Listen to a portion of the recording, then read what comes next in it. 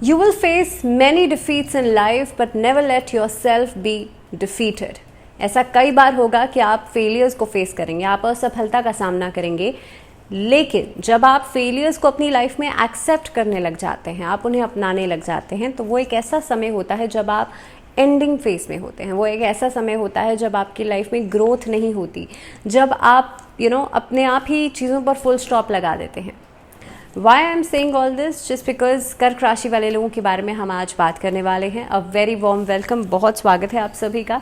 मैं हूं आपके साथ भावना शर्मा। मंथली सीरीज ये चल रही है जिसमें कि अक्टूबर के महीने की बात हम करेंगे। कर्क राशि वाले लोगों के लिए अक्टूबर का पूरा महीना कैसा रहने वाला है, आपकी professional, personal, health, career, education, ये सभी चीज़ें आपकी लाइफ में कैसे प्रभावित होंगी अक्टूबर के महीने में हम समझेंगे।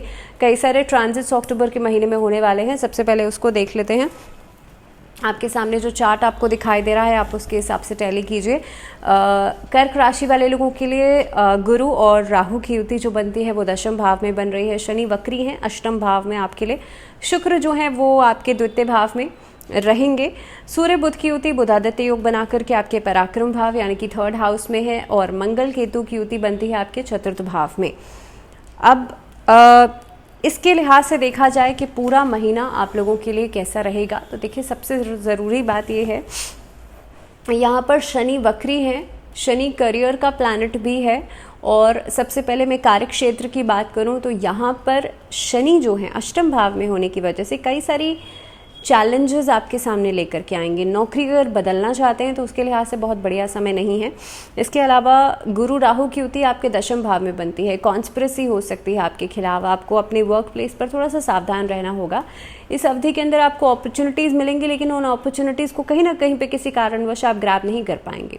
आपके काम में डिलेज बहुत सारे होंगे, पेंडिंग काम पूरे नहीं होंगे, एक लेजीनेस वाला एटीट्यूड आपका रहेगा। तो एक लेजीनेस वाला एटीट्यूड आपके अंदर आ सकता है जिसकी वजह से काम आपके अधूरे रह सकते हैं। दूसरी बात, यहाँ पर बदलाव की स्थितियाँ कम नज़र आती हैं, लेकिन फिर भी जो लोग डिजिटल मार्केटिंग से जुड़े हुए हैं, जो लोग मीडिया से जुड़े हुए हैं, जो लोग इलेक्ट्रॉनिक से काम से जुड़े हुए हैं, या जो लोग रिसर्च वर्क से जुड़े हुए हैं, उन लोगों के लिए 15 अक्टूबर के बाद समय बेहतर होता हुआ नजर आता है। मार्केटिंग या फिर क्योंकि सूर्य बुध की युति आपके लिए तृतीय भाव में बनती है, पराक्रम भाव में बनती है, पॉलिटिकली जो लोग अपना करियर बनाना चाहते हैं उनके लिए नई अपॉर्चुनिटीज़ मिलेंगी। जो लोग सामाजिक कार्यकर्ता हैं उनके लिए समय अच्छा रहेगा। इनफैक्ट जो लोग सरकारी नौकरी चाहते हैं या उसमें प्रमोशंस चाहते हैं उनके लिए भी समय अच्छा रहेगा। लेकिन थोड़ा सा इस चीज़ को समझ करके चलेगा, आप किसी भी वजह से किसी अनैतिक कार्य में नहीं पड़े। कोई भी डॉक्यूमेंट को साइन कर रहे हैं बहुत सोच समझ के कीजिएगा, और किसी पर भी आंख मूंद करके भरोसा नहीं कीजिएगा। तो ये कुछ एहतियात, कुछ सावधानियां हैं जो कि आपको इस अवधि में बरतनी चाहिए। इस अवधि के अंदर आपके जो प्रतिद्वंदी, आपके जो कॉम्पिटिटर्स हैं, उनसे बहुत ज़्यादा सावधानी बरतिएगा। बात करते हैं आर्थिक स्थिति की। आर्थिक स्थिति के लिहाज से महीना आप लोगों के लिए कैसा रहेगा, तो देखिए इस अवधि के अंदर एक्सपेंसेस आपके ऑल ऑफ अ सडन बढ़ सकते हैं। ऑल ऑफ अ सडन ऐसा हो सकता है महीने की शुरुआत में ही कहीं पर कर्जा उतारना पड़ सकता है। कर्जा लेने के बारे में बिल्कुल नहीं सोचेगा। अगर अभी कर्जा लेंगे तो वो परेशानी का कारण बनेगा। खर्चे बढ़ जाएंगे। तो इस अवधि के अंदर आपके खर्चे जो हैं, आपके एक्सपेंसेस जो हैं वो बढ़ते हुए नजर आते हैं। अगर आप गैम्बलिंग में, शेयर मार्केट में, म्यूचुअल फंड्स में, ऐसी चीज़ों में इन्वेस्ट करते हैं तो इस महीने में बहुत सोच समझ के इन्वेस्ट कीजिएगा। हालांकि प्रॉपर्टी के लिए ट्रांजैक्शंस की जा सकती हैं, लेकिन प्रॉपर्टी में भी क्योंकि मंगल केतु एक साथ बैठे हैं चतुर्थ भाव में, चतुर्थ भाव प्रॉपर्टी का भी होता है, तो कहीं ना कहीं पे प्रॉपर्टी के लिए ट्रांजैक्शन करते समय आपको बहुत बार सोचने की ज़रूरत है। और जैसे मैंने पहले भी कहा कि आंख मूंद करके किसी पर भी भरोसा नहीं कीजिएगा।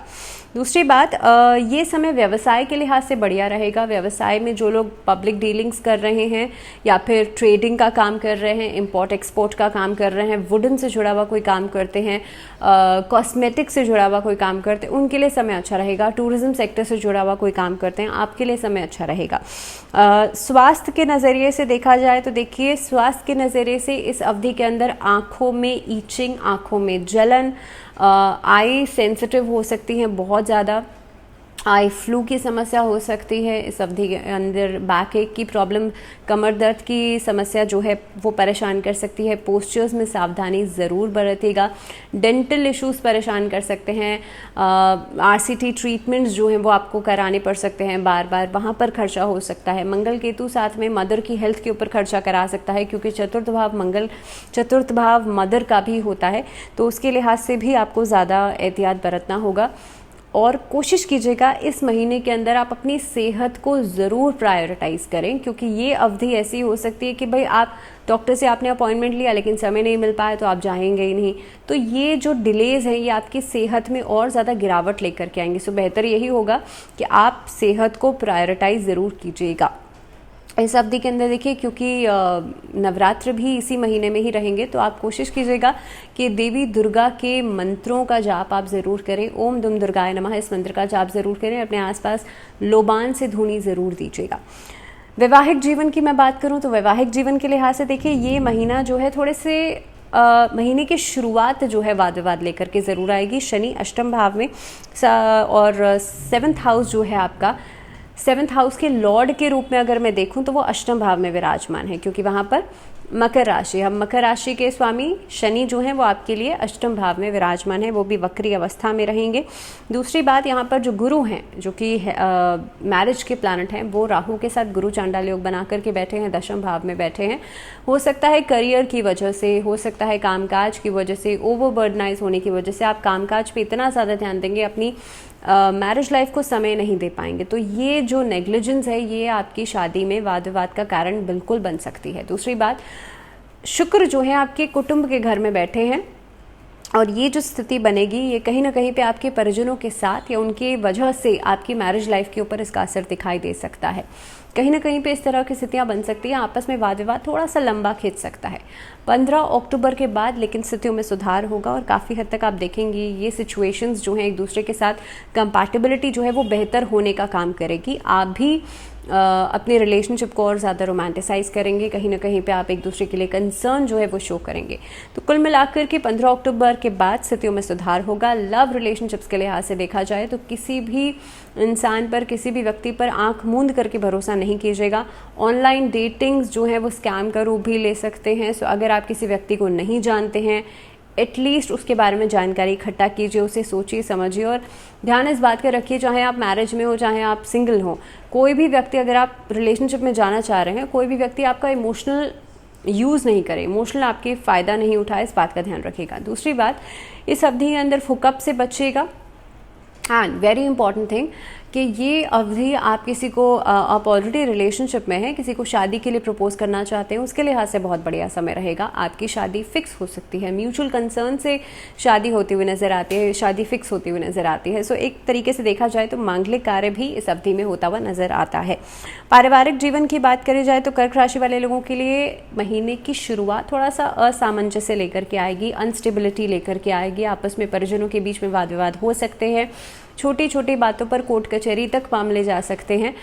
बड़े भाइयों के साथ यहाँ पर डिस्प्यूट्स होते हुए नज़र आते हैं, सिस्टर्स के साथ डिस्प्यूट होते हुए नज़र आते हैं। प्रॉपर्टी को लेकर के स्थितियों में गिरावट आ सकती है, लेकिन लगभग 18 से 19 अक्टूबर के बाद स्थितियों में सुधार होगा।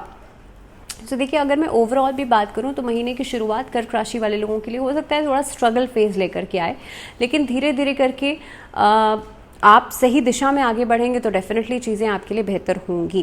और क्योंकि शनि की पोजीशन जहाँ तक मैं देख पा रही हूँ, ये आपकी लाइफ में इस महीने में स्ट्रगलिंग फेज ज़रूर लाएगी।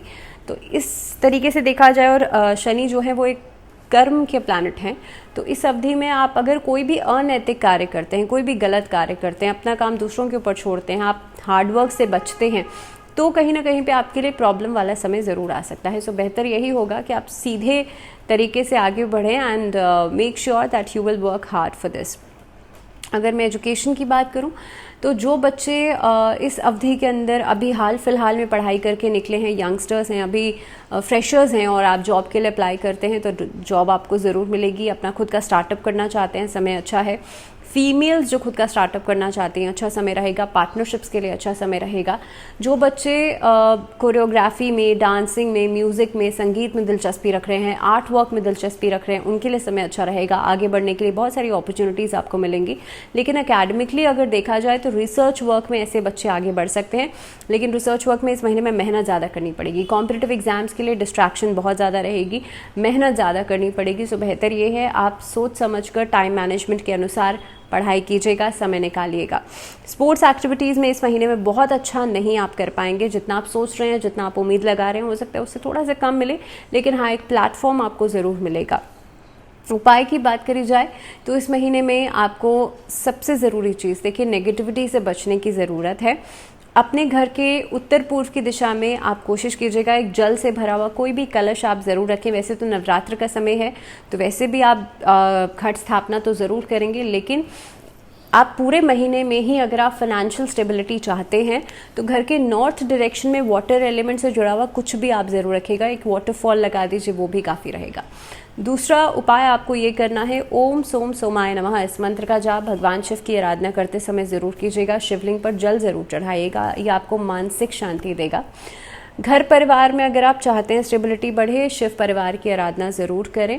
और चौथा उपाय आप लोगों के लिए रहेगा, नवरात्र के समय पर एक नेगेटिविटी को क्लियर करने का समय होता है। इस समय पर कपूर से धूनी घर में ज़रूर दीजिएगा, आपके घर में से जो भी नकारात्मक ऊर्जा है वो खत्म होगी।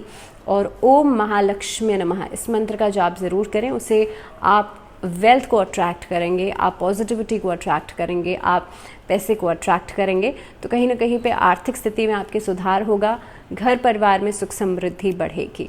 इसी के साथ दैट वाज ऑल फॉर कंसेरेंस, यानी कि कर्क राशि वाले लोगों के लिए फिलहाल इतना ही। अगले वीडियो में हम बात करेंगे सिंह राशि यानी कि लियोस के लिए कैसा रहेगा अक्टूबर का पूरा महीना। लेकिन तब तक के लिए stay healthy, stay tune and अपना ध्यान रखिए बहुत सारा। फिलहाल मुझे दीजिए इजाज़त, नमस्कार।